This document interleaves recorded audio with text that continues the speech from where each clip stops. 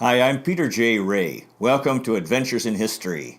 Today's topic is the Cleveland Museum of Art, Poetic Tour, Part 4. Now, I'm wearing a t-shirt with the image of Thomas Jefferson, the third U.S. president, on it. And he was a great lover and collector of art, so I think it's very appropriate to be wearing this t-shirt. Okay, let's get started. The Cleveland Museum of Art is the best place to visit. From ancient times and around the world, there's so much to see. You won't want to miss it. Gold gal relaxing. This gold gal is on top of a purse.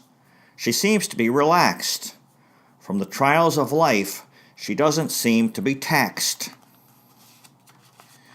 Adam and Eve, Albrecht Dürer, Germany, 1471 to 1528. Ah, Adam and Eve, the famous couple from the dawn of creation, long, long before the modern world of civilization. The Virgin with the Swaddled Child by Albrecht Dürer. Ah, Mama Mary with baby Jesus, a wonderful manifestation of the love of Divine Mother. The greatest of all for all of us, God's children, a love like no other. Madonna nursing the Christ child, Bartolome Esteban, Murillo, Spain, 1617 to 1682. Children really need their mothers to be kind. It really helps one to have a positive mind. The Virgin and Child, 10th century, Constantinople, Byzantine Empire. The Greek Empire continued long after the fall of Rome. It was hard to believe the Roman Empire was gone, vanished like foam. Nemesis, the Great Fortune by Albrecht Dürer. Ah, Nemesis, the ancient Greek goddess of retribution. The law of karma. No need to worry. Living rightly will be our salvation.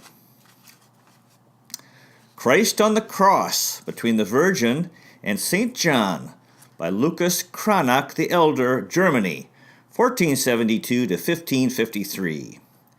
Years ago, John was the most common name for a man.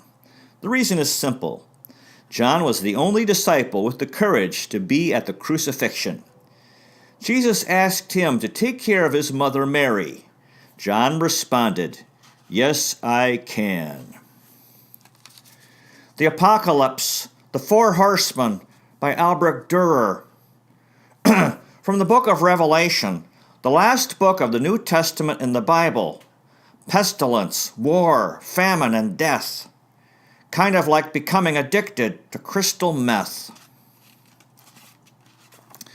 The Hours of Queen Isabella the Catholic. This is the prayer book of Queen Isabella of Spain. The saints say that prayer is the most underutilized resource on earth. Bringing in God's power. For this activity, there is a general dearth. Three Mourners from the Tomb of Philip the Bold by Klaus Sluter and Klaus de Verve, Franco-Flemish. Ah, the friends of the Duke of Burgundy, coming to remember Philip the Bold. His memory was dear to them, though his body was covered with mold. The Lamp, Mary Cassatt, the United States, 1844 to 1926. Something really seems to have grabbed this gal's attention. I wonder if she'll get up and launch an investigation. Promenade by Albrecht Dürer. My dear madam, shall we take a walk together? Certainly, dear sir. Let's take a stroll hither and thither. Elizabeth Shewell West and Her Son by Raphael Benjamin West, United States, 1738-1820. Ah, the dear mother and her fine son. Children are wonderful. They help adults to be less serious and have some fun. Romain Lacau, 1864. by Pierre-Auguste Renoir, France, 1841 to 1919.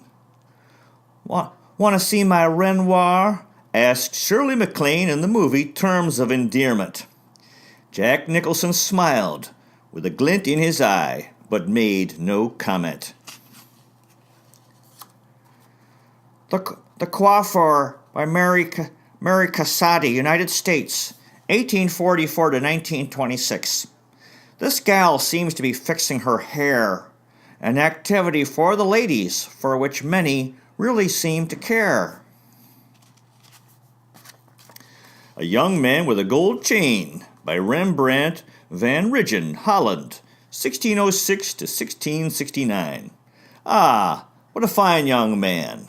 I wonder what's on his mind. If we could examine his thoughts, what would we find? Untitled Portrait, Anneliese Kretschner, Germany, 1903 to 1987. This gal appears to be lost in thought, or perhaps she's about to fall asleep. Let's not disturb her. Let's be quiet. Let's not make a peep. Portrait of a Man by Rembrandt. Here's another fellow who seems like an introspective sort. What's he thinking about? Maybe trying to come up with a quick retort. The Artist's Mother by Rembrandt. There often are tough challenges in the lives of the elderly. Yet despite these, many inspire with their positive attitude and by being so friendly. St. Jerome and the Lion, Tilman Riemenschneider, Germany, 1460 to 1531.